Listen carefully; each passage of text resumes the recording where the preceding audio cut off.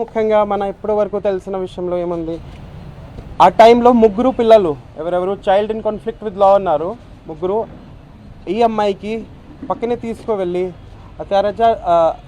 బలవంతంగా చేసి అత్యాచారం చేసి తర్వాత గొంతు నొక్కేసి చంపేశారు. చంపేసిన తర్వాత ఈ బాడీ షిఫ్ట్ చేసి కేసీ కెనాల్ బండ్ దగ్గర పెట్టారు. పెట్టిన తర్వాత మళ్ళీ ఇంటికి వచ్చి ఎవరెవరు CCL child in conflict with law ఉన్నారు వాళ్ళ బంధువుకి చెప్పిన తర్వాత ఈ బంధువు ఎవరెవరైతే ఉన్నారో ఇది కేసులో మన కేసులో A4 and A5 అయ్యారు. వీళ్ళే అక్కడ వెళ్ళి బాడీ అక్కడి నుంచి తీసుకొని కృష్ణా రివర్లో ఒక పుట్టిలో తీసుకొని మధ్యలో ఆ బాడీ పక్కనే రాయలు కొట్టేసి కింద పెట్టారు.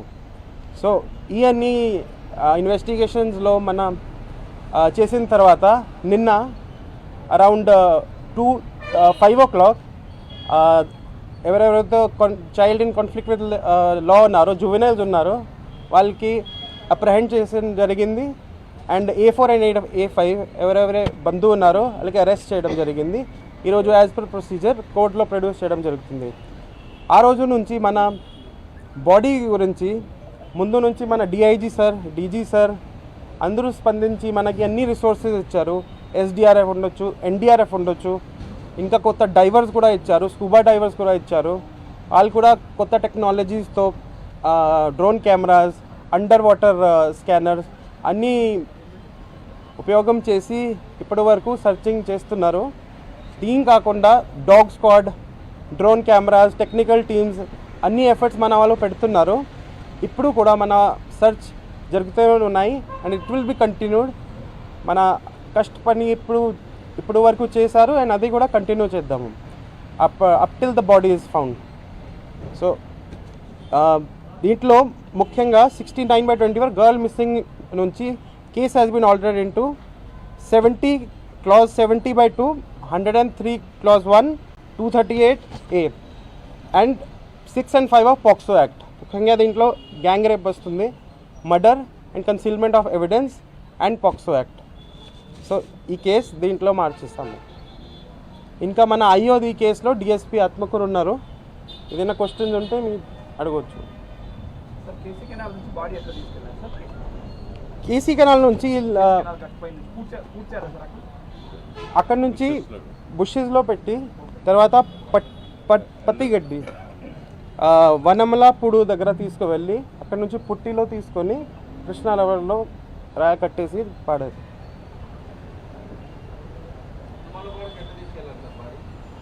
టూ వీలర్ మీద మధ్యలో పెట్టి దీంట్లో టూ వీలర్ మీద చిన్నపిల్లలు కాదు మేజర్ ఫాదర్ అండ్ ఇంట్లో A4 A5 డెడ్ బాడీకి అక్కడ మోటార్ సైకిల్లో తీసుకువెళ్ళారు. అదే కూడా దీంట్లో సీజ్ చేయడం జరిగింది. సార్ ఏమన్నా తీసుకుపోయిన ఏమన్నా ఆనవాళ్ళు ఏమైనా దొరికాయా సార్? ఏమన్నా అది అన్ని ఇన్వెస్టిగేషన్లో ఉన్నాయి. మనం ఎప్పుడు చెప్తే మన కేసులో కొన్ని ప్రాబ్లం వస్తుంది. సో మనం ఇప్పుడు ఓన్లీ ఇన్వెస్టిగేషన్ ఉంటే అప్పుడు we will not reveal the details. Dead body దొరికే ఛాన్స్ ఉందా సార్? రివర్లో వేశారు కదా కృష్ణా నదిలో, ఛాన్స్ ఉందా సార్? అంటే లొకేషన్ అది కరెక్ట్గా చెప్పారా? లొకేషన్ చూపించారు సార్. మన ఈరోజు సీన్ రీకన్స్ట్రక్షన్ అయింది, లొకేషన్ చూపించారు మనకి. ఆ లొకేషన్లో మన ఏదైతే లొకేషన్ ఇచ్చారో అక్కడ మన డైవర్స్ పంపిస్తాము అండ్ ఫ్లో ఎట్లా ఉంది రివర్కి కొన్ని అన్ని ఇష్యూస్ చూసి సమ్ ఎక్స్పెక్టెడ్ ఏరియాస్కి మనం పూర్తిగా సర్చ్ చేద్దాము.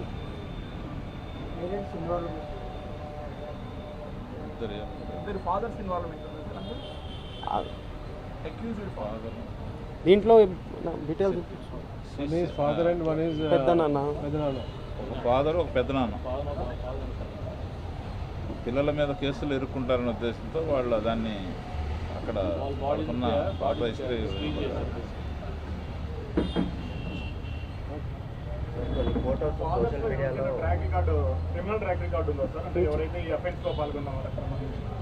క్రిమినల్ రికార్డు లేదు కానీ వాళ్ళ ఫ్యామిలీ ఫాదర్ గ్రాండ్ ఫాదర్ వాళ్ళకి కొద్దిగా ఇష్టం ఉంది.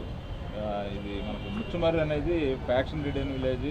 ఇంతకుముందు కూడా మీకు తెలుసు మాకంటే కూడా వాళ్ళకి అంతకుముందు కూడా కొంచెం డిజపియరెన్స్ ఆఫ్ ది బాడీస్ అనేది కొన్ని అన్రిపోర్టెడ్ కూడా ఉన్నాయనేది డిస్క్రీట్ ఎంక్వైరీలో తేలింది. విలేజ్ హిస్టరీ కూడా కొంచెం ఫ్యాక్షన్ విలేజ్ కాబట్టి కొంచెం స్ట్రాంగ్ మైండ్తో ఉంటారు. దీనికి రిలేషన్ ఏమైనా ఉందా సార్? కేసులు ఉన్నాయా సార్? వాళ్ళ దీనికి రిలేషన్ ఉందా సార్? ప్రీవియస్ కేసులు ఉన్నాయి. బాడీ ఐడెంటిఫై కాకపోతే కేసు నిలబడేటటువంటి అవకాశం చాలా తక్కువగా ఉంటుంది కదా సార్. మరి ఏం ఫర్దర్గా ఇబ్బంది దానికి కార్పస్ డిలెక్ట్ లేకపోతే కేసు నిలబడదనేది లేదండి. దాన్ని సైంటిఫిక్గా తర్వాత సర్కమ్స్టెన్షియల్ ఎవిడెన్స్ అన్నీ ఎస్టాబ్లిష్ చేసి కేసు. సర్కమ్స్టాన్షియల్ ఎవిడెన్స్ స్ట్రాంగ్ ఉండాలి దీంట్లో. ఎవరెవరు ఐ విట్నెసెస్ ఉన్నారు, ఎవరెవరు చూశారు, వాళ్ళ ముందు నిలబడితే ఈ case can be easily convicted. ఇంకా మన విట్నెసెస్కి కొన్ని మ్యాజిస్ట్రేట్ ముందు ప్రొడ్యూస్ చేసి రికార్డ్ స్టేట్మెంట్ కూడా ఇప్పుడే రికార్డ్ చేద్దాం. మిగతా ప్రజలకు ధైర్యం ఎలా నింపుతారు? కుటుంబంలో గతంలో కూడా ఇలాంటివి జరిగేటివంట, కొంతమంది స్కూల్ కూడా డ్రాప్ అవుట్ అయ్యారు. ఎలాంటి ధైర్యం నింపుతారు?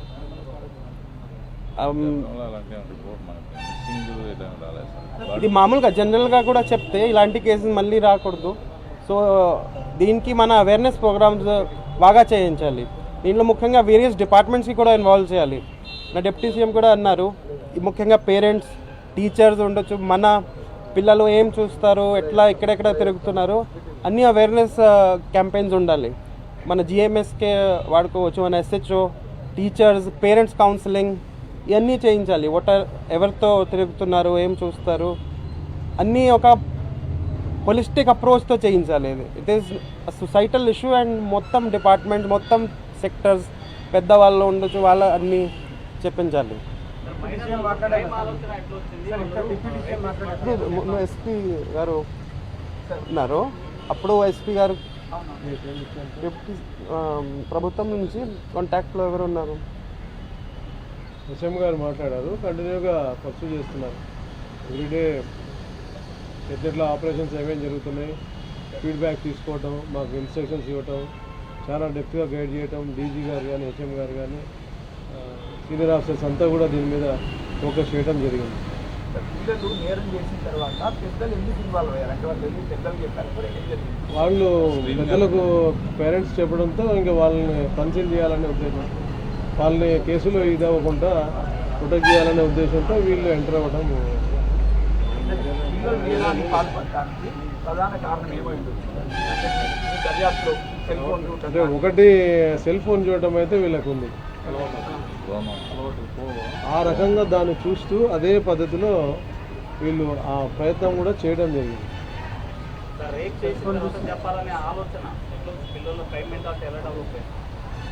ఇట్లా పార్క్ దగ్గర లోపల టెంపుల్ ఉంది కదా, ఆ టెంపుల్ దగ్గర జరిగింది.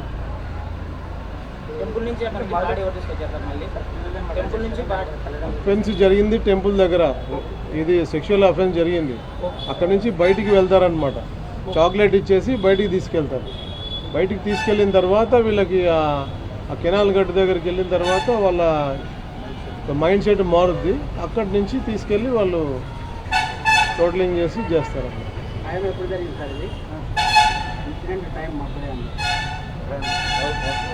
7th నైట్ 6 తర్వాత అనమాట. వాళ్ళే చంపినారని మీకు ఎలా మీరు ఇప్పుడు అలాగా సార్? ఇప్పుడు మీరు ఇచ్చిన దానికి మేమైతే దీనివాళ్ళు కదా, పిల్లలతో దీనివాళ్ళని అన్నారు. కానీ మీరు అనవసరంగా మమ్మల్ని తీసుకొచ్చి బలి చేస్తున్నారు కొందరిని అనేది వాదన ఉంది సార్. ఆరోపణలు బాగా ఎవరైతే దాంట్లో ఇన్వాల్వ్ అయి ఉన్నారో వాళ్ళు చెప్పిన సమాచారం మేరకు సాక్ష్యాలన్నీ కూడా సేకరించిన తర్వాత, నిరూపణ చేసుకున్న తర్వాతనే ఈ చర్యలన్నీ కూడా తీసుకోవడం జరిగింది. ఎటువంటి ప్రెజర్స్ లేవు ఎవరి వైపు నుంచి. సార్, గతంలో ఇటువంటి సంఘటనలు చోటు చేసుకున్నాయి, దానివల్ల చాలా పిల్లలు డ్రాప్ అవుట్స్ కూడా పెరిగాయని చెప్పేసి అక్కడ తెలుస్తుంది. దీనికి సంబంధించి మీ నోటీస్కి ఏమైనా వచ్చాయా ఇటువంటి సంఘటనలు? ఇప్పటి వరకు ఎవరు కూడా డ్రాప్ అవుట్స్ ఉన్నారన్న విషయం తీసుకురాలేదు. అది ఓల్డ్ బ్యాక్గ్రౌండ్ తీస్తే ఆ గ్రామంలో పొలిటికల్ ఇది ఉంది తప్ప పిల్లలు డ్రాప్ అవుట్స్ అనే ఇష్యూ ఎక్కడ కూడా రాలేదు. అమ్మాయిలకు సంబంధించి పేరెంట్స్ ఇద్దరు ముగ్గురు చెప్పారు ఇటువంటి గతంలో కూడా చోటు చేసుకున్నాయి, ఇక్కడ కంప్లైంట్ చేసినా కూడా లేదు అలాంటిది ఎప్పుడు కూడా తీసుకురాలేదు. పర్టికులర్గా ఈ పోస్కో కేసులు ఏదైతే ఉన్నాయో దీన్ని దృష్టిలో పెట్టుకొని గత జిల్లా ఫామ్ అయిన దగ్గర నుంచి కూడా మేము జిఎంఎస్కేల్ని, తర్వాత even anganwadi centres, local village లెవెల్లో ఉన్న ప్రభుత్వ యంత్రాంగం ఎవరైతే ఉన్నారో వాళ్ళని, మా స్టాఫ్, ఎస్ఐ కూడా స్కూల్స్ ఇవన్నీ కూడా వీక్లీ వన్స్ ప్రోగ్రామ్ పెట్టుకోవటం, అవేర్నెస్ క్యాంప్స్ అని కండక్ట్ చేయటం, ఇవన్నీ రెగ్యులర్గా జరుగుతూనే ఉంది. కానీ ఏంటంటే ఒక మా వైపు నుంచి అప్పీల్ ఏంటంటే ఎక్కువ అంటే అవుట్ ఆఫ్ మేము రీసెర్చ్ చేసిన దాంట్లో ఇలాంటి సంఘటనలు ఎక్కడ జరుగుతున్నాయంటే తల్లిదండ్రులు వేరే ఐదర్ లేబర్ కానీ ఇంకో పనిలో కానీ ఎంగేజ్ అయి ఉంటారు. పిల్లల్ని చూసుకోవడానికి వాళ్ళకి తీరిక ఉండదు. వీళ్ళు స్కూల్కి పోయి వచ్చేస్తారు, తర్వాత పోయి బయట ఆడుకోవటం. సండే ఉంటే సండే నాడు వాళ్ళ పేరెంట్స్ ఎంగేజ్ అయి ఉంటారు పనిలో, వీళ్ళు బయట ఆడుకోవడానికని ఎక్కడికో వెళ్ళిపోతారు. పేరెంట్స్ ఫోకస్ ఉండదు. అట్లా కొన్ని దిక్కుల్లో గ్రాండ్ పేరెంట్స్కి వదిలేసి వెళ్ళిపోతారు తల్లిదండ్రులు. ఆ గ్రాండ్ పేరెంట్స్ ఏజ్ ఫ్యాక్టర్ వల్ల ఇంట్లో నుంచి కదలలేరు, ఈ పిల్లలు ఏమో బయట ఆడుకోవడానికని వెళ్తారు. అలాంటి సందర్భాల్లో ఇట్లా జరుగుతూ ఉన్నాయి అన్నమాట. ఇవన్నీ కూడా కేస్ స్టడీ చేసినవి. కొన్ని సందర్భాల్లో తాగుబోతులు, కొంతమంది ఇట్లా ఈ టీనేజ్ బాయ్స్ లోన్లీగా ఉన్న చిన్న మైనర్ గర్ల్స్ని టార్గెట్ చేయటం, వీళ్ళు ఒంటరిగా ఉండటము, ఈ సందర్భాల్లో నేరాలు జరుగుతున్నాయి అనేది గత ఫిగర్స్ అన్నీ కూడా ఏజ్ గ్రూప్ వైజ్ ఇవన్నీ తీసి స్టడీ చేసిన తర్వాత వాటి మీద ప్రివెంటివ్ మెజర్స్ ఇవన్నీ కూడా మేము స్టార్ట్ చేయడం జరిగింది. పిల్లలు పాత ఫిక్షన్ ఉన్నాయని చెప్తున్నారు, వాటికి దీనికి లేదు సంబంధం లేదు, ఎక్కడ సంబంధం లేదు. సార్ పిల్లలు ఫస్ట్ కెనాల్లో అప్రోచ్ కెనాల్లో పర్టికులర్ పాయింట్స్ 2 చూపెట్టారు, ఒక్కొక్కసారి ఎందుకు అట్లా మార్చారు మాట ఒకసారి అక్కడ అవుట్ ఆఫ్ ఇయర్ ఓన్లీ ఫైనల్గా మళ్ళీ ఒకే పాయింట్కు చెప్పడం జరిగింది. ఈ కేసు అంటే శిక్ష పడే అవకాశం ఉందా సార్? ఎందుకంటే మృతదేహం కూడా డెడ్ బాడీ కూడా ప్లేస్ అవ్వలేదు, కేసు గట్టిగా ఉంటుందా? దానికి మీరు ఏం చేయబోతున్నారు? తప్పకుండా శిక్ష పడే ఇది ఉంది. పరిస్థితులన్నీ కూడా, సాక్ష్యాలన్నీ కూడా సరిపోని ఉన్నాయి. తప్పకుండా శిక్ష పడుతుంది. సార్ కంప్లైంట్ ఇచ్చిన వెంటనే సకాలంలో డిపార్ట్మెంట్ స్పందించలేదు కాబట్టి ఇంత లేట్ అయింది కేసు అనేటటువంటి ఒక ఆరోపణ ఉంది. దీనికి ఏం చెప్తారు? శాఖపరమైన చర్యలు ఏమైనా తీసుకుంటారు? అది అంటే ఆ రోజు పోలీసులు తక్షణమే స్పందించారు. గ్రామంలో చాటింపు వేయించడం, వెతకటము, సిబ్బంది వెళ్ళటం జరిగింది. ఎస్ఐ అందుబాటులో లేరు, అతను వేరే పని మీద ఉన్నాడు. ఎవరైతే నిర్లక్ష్యం ఏమైనా ఉంటే డెఫినెట్గా యాక్షన్స్ ఉంటాయి. కానీ టోటల్గా అయితే వైఫల్యం అనేది ఎక్కడ లేదు, అందరూ స్పందించారు. కంటిన్యూగా నేను ఫాలోఅప్ చేస్తూనే ఉన్నాను దాని మీద. ఇంకొక పాప కూడా ఉంది కదా, ఆ పాపను విచారించినప్పుడు వాళ్ళు ముందు ఏ ఫ్యాక్ట్ కూడా చెప్పలేదు. చెప్పినప్పుడు మనకి అక్కడ సమయభావం అనేది వచ్చింది. ఎట్లా మనం ఎవరిని అనుమానించాలా, ఎక్కడ పోవాలనేది ఈ క్వశ్చన్ వచ్చింది. పర్టికులర్గా ఆ చైల్డ్ని ఎందుకు వాళ్ళు టార్గెట్ చేస్తున్నారు అంటే చాలా మంది ఆడుతున్న పిల్లలు ఉంటారు. చెప్తాను. సో ఫస్ట్ మా వాళ్ళు ఎగ్జామిన్ చేసినప్పుడు ఎటువంటి సమాచారం రాలేదు. సో ప్రయత్నాలు అన్నీ జరుగుతూ ఉన్నాయి. సో మళ్ళీ నేనేం చేశానంటే ఆ పాపని మళ్ళీ ఒకసారి మనం పరీక్షించండి, ఏం చెప్తుంది ఏంటి, ఆ టైంలో ఎవరెవరు ఉన్నారు, ఏం జరిగింది అనేది కొద్దిగా ఓపిక కూర్చొని మాట్లాడినప్పుడు ఆ పాప జరిగిన ఫ్యాక్ట్ చెప్పింది. 3 అన్నయ్యలు ఉన్నారు అక్కడ, మేము ఆడుకుంటుంటే వాళ్ళు కొద్దిగా అంటే అబ్యూజివ్గా మాట్లాడడం జరిగింది. దాంతో అక్కడ పార్కులో ఉన్న వాచ్మెన్ వాళ్ళు వచ్చి కోపడటం, వీళ్ళని పంపించడం జరిగింది అనేది ఆ పాప ఉన్నట్టు చెప్పింది. సో దాన్ని లీడ్ తీసుకొని మేము అట్లా ఎవిడెన్స్ బిల్డప్ చేసుకుంటూ వెళ్ళడం జరిగింది. సరే, బాడీ ట్రేస్ కాకపోతే మిగతా క్రైమ్ చేసే వాళ్ళు కూడా దీన్ని ఫాలో అయ్యే అవకాశం లేదు. దానికి దీనికి లింక్ లేదు. వెరీ రేర్గా ఏదో ఒక కేసులో జరుగుతుంది కదా బాడీ ట్రేస్ కాకపోవడం అనేది, అంతే తప్ప ఇంకా బాడీస్ కూడా దొరకవు అనే విధంగా క్రైమ్ చేసే లేదు. అలాంటి సందర్భం ఎక్కడ రానివ్వము. 100% దాన్ని ఎక్కడ కూడా కంట్రోల్ చేస్తాం. ఆ సిచ్యువేషన్ ఎక్కడ రానివ్వము.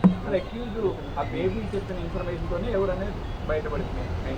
ఆ బేబీ చెప్పిన సమాచారం మేరకి ఆ టైంలో ఎవరెవరు ఉన్నారు ఏంటి అనేది వాళ్ళని ఇన్ఫర్మేషన్ గ్యాదర్ చేసి ఐడెంటిఫై కూడా చేసిన తర్వాత